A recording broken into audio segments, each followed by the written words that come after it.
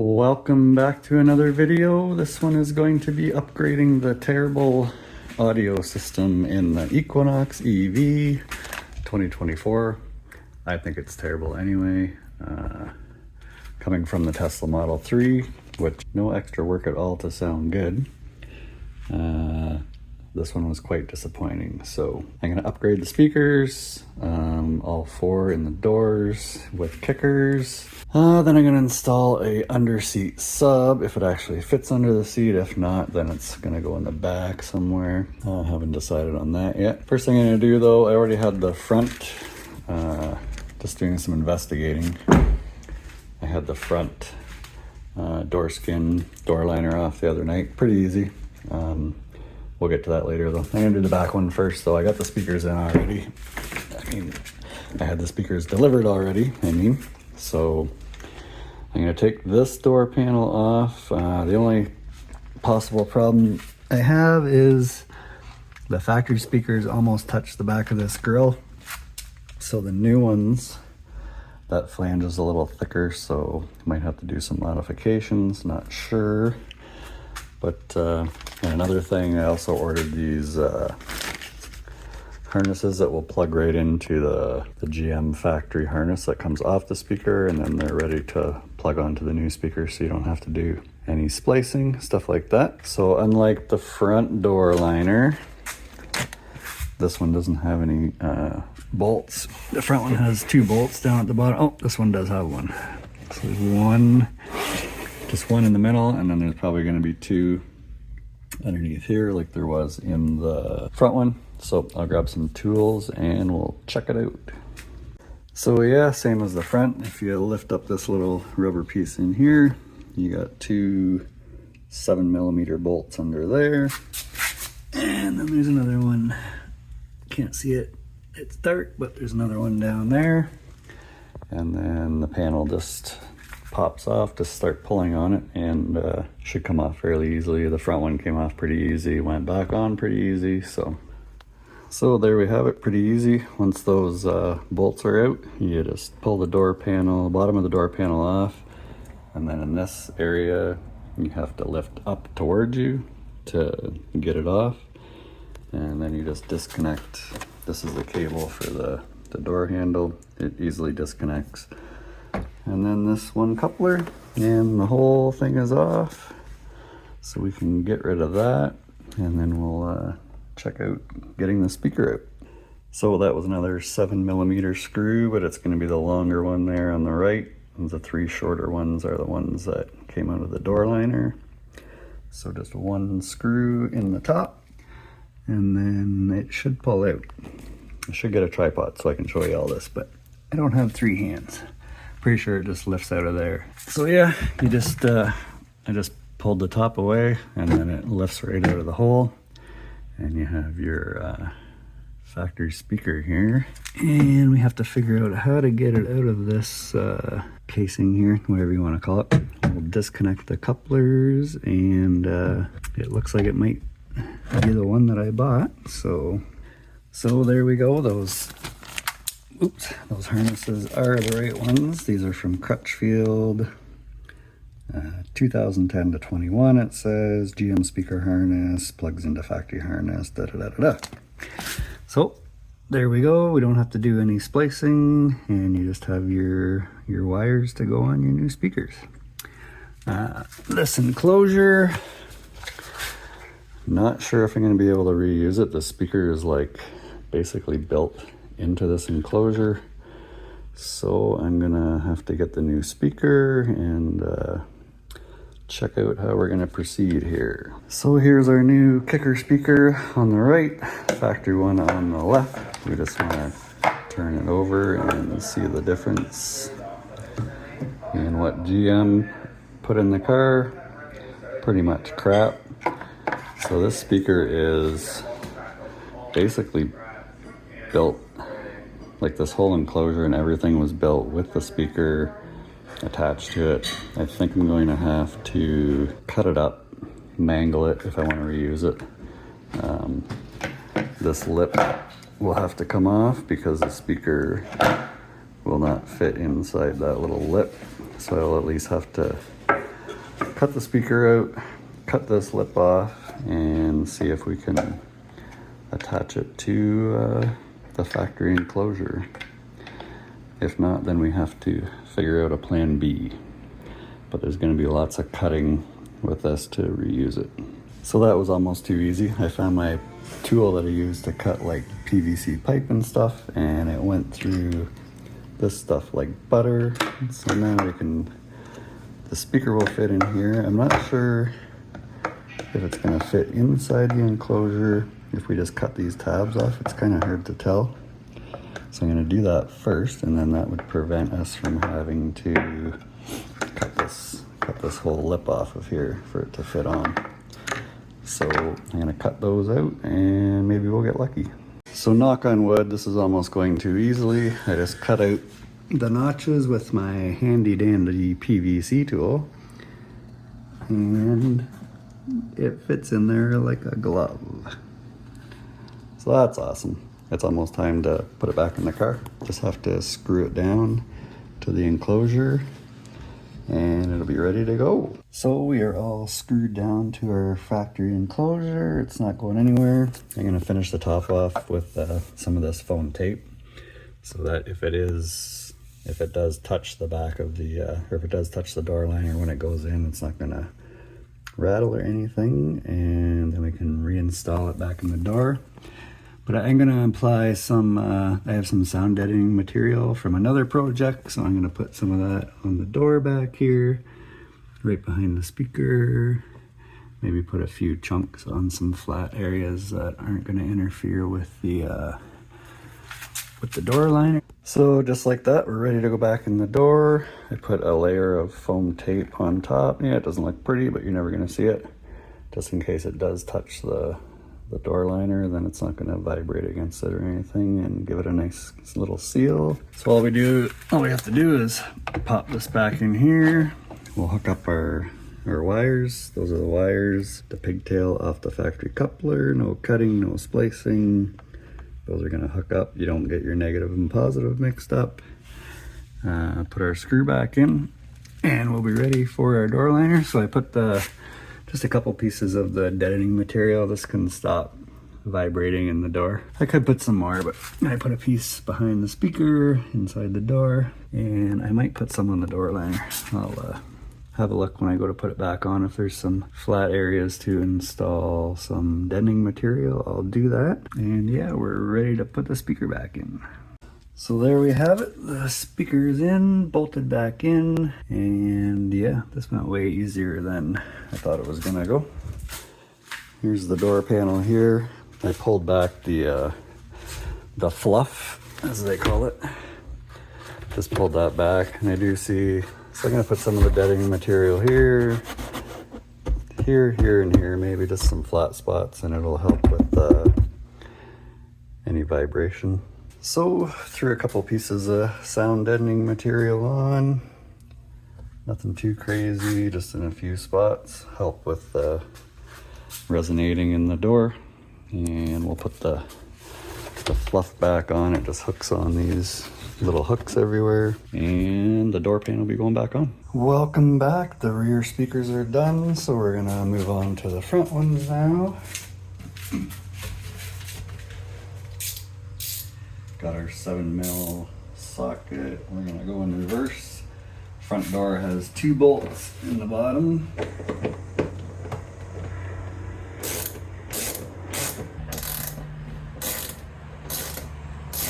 There we go, 2 out of the bottom, and there's 2 more under the handle.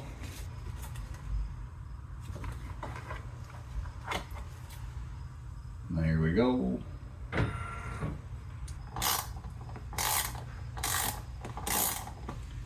There's 1, 2 more, same size as the ones in the bottom. And this is the point where you're gonna get at where you think you're gonna break something, but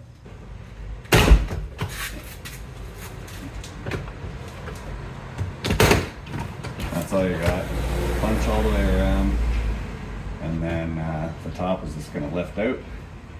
Then you have to disconnect the cable that goes to the door release. It's pretty easy. You just pull back on it, forward, and then there's a little ball on the end. you just pull it out, and it's pretty easy. You'll figure it out. So that was actually easier than the rear door.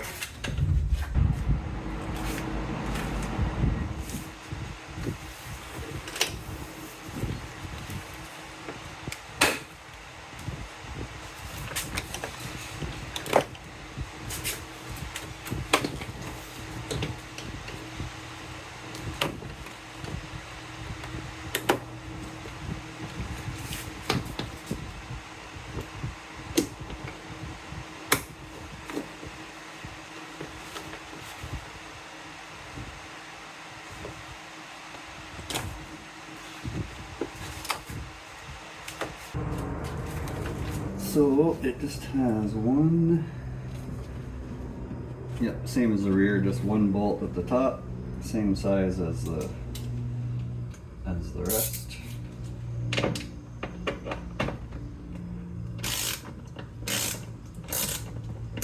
Longer than the rest, just let me see here. Yep. So we have two different, the short ones hold the door liner on, and they put a long one in for the speaker. Should just lift out of here if it was with the rear. Oh, something broke there. What did we break? There's another little clip right here. I'm not sure why that would be needed with a bolt right next to it. But, yeah, there it is. So, not a big deal. I really don't think that's needed when the bolt was right there. Not a huge deal. Maybe we'll get the driver's side out without breaking it, but there's a gasket here on the back so it doesn't rattle against the door. So you have this little stay that just pull out. And then you have the coupler for the speaker itself. You just pull up on the little red tab, and there's a little tab underneath the red one to push, pull. That's it. So this looks like it might be possibly as easy as the back. Just cut all these supports out, and then we'll cut the speaker out, and then hopefully the 6x9 speaker fits right in there just like the rear ones did. Things appear to be a little different with this one. But anyway, we shall see. So here's our new Kicker speakers, Kicker DSC 6930. They're 6x9s for the front. From what I could see looking in before I took the panel off with a flashlight, is this goes right up against the door liner. So once I get the old speaker cut out of there and we put this up against, there's a little bit of a height difference, maybe like 2 or 3 mil. So we'll put it in there, see if it interferes with the door liner at all. Hopefully not. If it does, then we'll have to make further modifications. But now to the hacking part. This is going to seem scary for some of you, I'm sure, but so I want to get rid of the foam for starters. We know that that's going to be in our way. Here comes the scary part. We just have to just hack into the old speaker. We have no plans for it anyway, and they sounded terrible, so.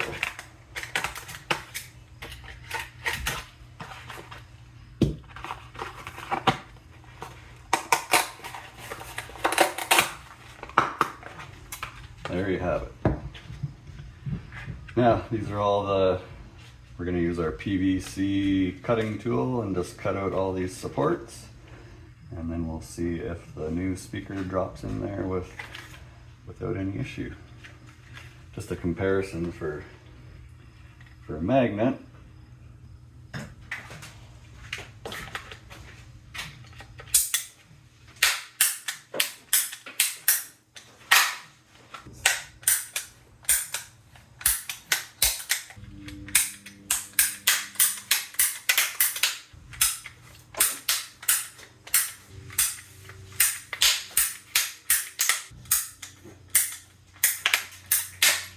This hole here is where the wire harness little stay was, so we'll try to keep that one so we can plug that back in so the wire isn't flopping around inside the door.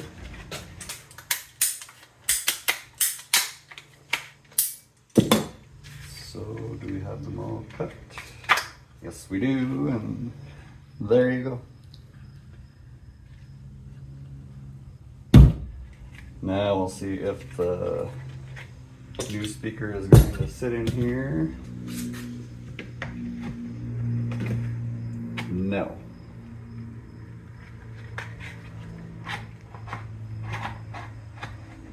So unlike the back, this one's gonna need some modification to fit in there.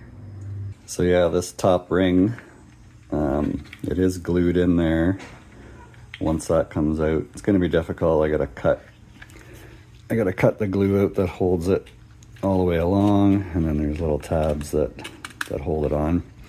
But once that ring is off of there, the speaker should, for the most part, drop in. I think I'm gonna have to notch it in a couple places, but we shall see. Let me hack this ring off and then we'll see what happens next.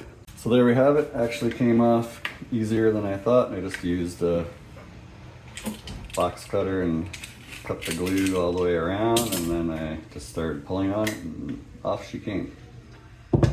So it's pretty dirty, gotta use the knife and clean up all the stuff, but let's see. Pretty sure the speaker should fit in here now. I think if we just hack these tabs off, we'll see if it sits in there better then, but you can see how these, where you're supposed to put the screws in, they jet out, so we're gonna have to notch, kind of like we did with the rear speaker, notch all 4 of them out. And then we'll see how much closer we get to having this sit in the enclosure better. So I think what I'm gonna do is, be hard to see on the video maybe, but there's just like a 2 or 3 mil lip all the way around. I think I'm just gonna take my box cutter and just cut it completely off. And then we'll see if we can get the speaker in there. It might be a little bit of a hack job because the screws on the speaker are kind of outside of this, so we might have to kind of drive them in on an angle, but we shall see. Let me get this hacked off and we'll see how much better the speaker sits in there. So I have that little ridge cut off all the way along. Took some time, be careful. I got a little wound there, but once you have that little ridge cut off of there, the speaker does fit in there. The only problem is you're gonna have to screw it, put the screws on an angle through the enclosure, which I think it's fine. I mean, it's not gonna look the greatest. Your only other option would be to use some kind of adhesive and let it sit overnight, but I'm gonna try the screws, put them in on an angle and see what happens. You're never gonna see it, so.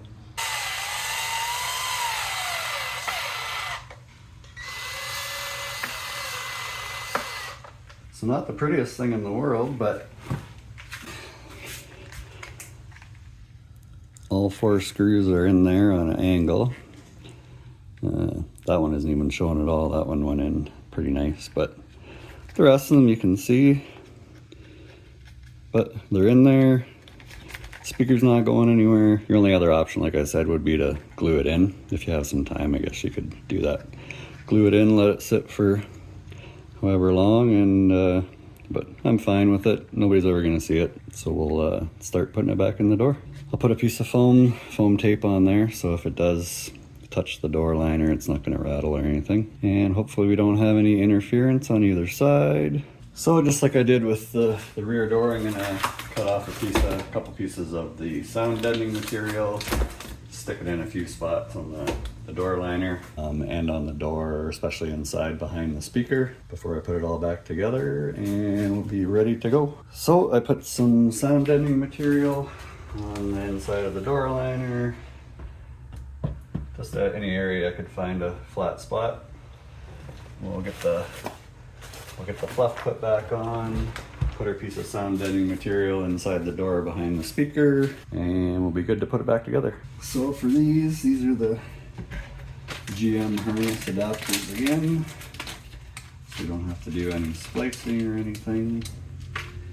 I found that it's easier to put these on the speaker first.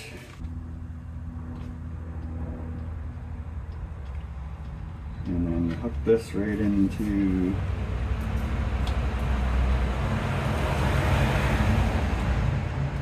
it's hooked right into the GM harness. Put your red lock tab down. Now you have this extra stuff flopping around that you didn't have before. I'm gonna get a piece of the sound deadening material to stick this to the inside of the door. So this is our little stay that we had. So it's gonna go on this side. You're gonna have that flopping around in there, so I think it's better to, yeah, I think our only option is to stick it to the back of the magnet. Get a little piece of sticky here. I know you probably can't see this, but I just stuck the coupler to the back of the magnet. And we're gonna go back in, get our longer screw.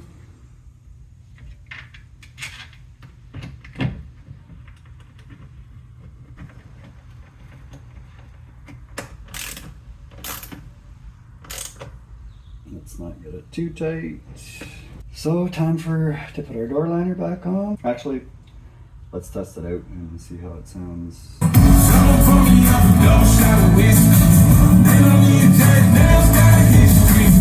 So we'll just do everything in reverse. Get our coupler and our cable. And then we put our top back in.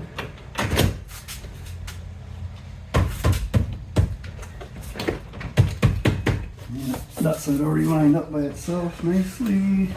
Actually, everything is lined up perfectly.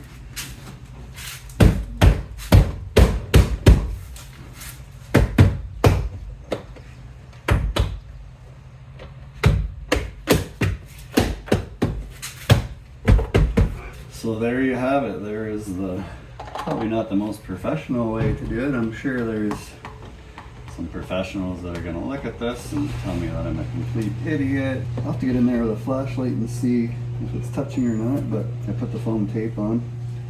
Doesn't seem to be any interference. Everything, door liner's taped to the door. So we get our screws back in and that's it. Same scenario on the other side, on the driver's side. And it definitely sounds better, I can tell already, but tell more when I get the car all closed up. The originals were pretty awful. I do have an amplifier, or an amplified powered sub on the way from Amazon, should be here soon. I have to do all the wiring for that, the harness. So your radio unit is actually under this kick panel, up in behind the glove box. So that's where you unplug. I have a harness on the way that will just plug into there. You'll pull out 2 factory couplers. Plug the harness in, the factory couplers plug back into the harness, so everything is factory, no cutting, no splicing. And then off that harness they just give you all the speaker wires and everything that you need to run to your amplifier. And that's it. So when the rest of that stuff comes in, I will resume the video and let you know how all that goes.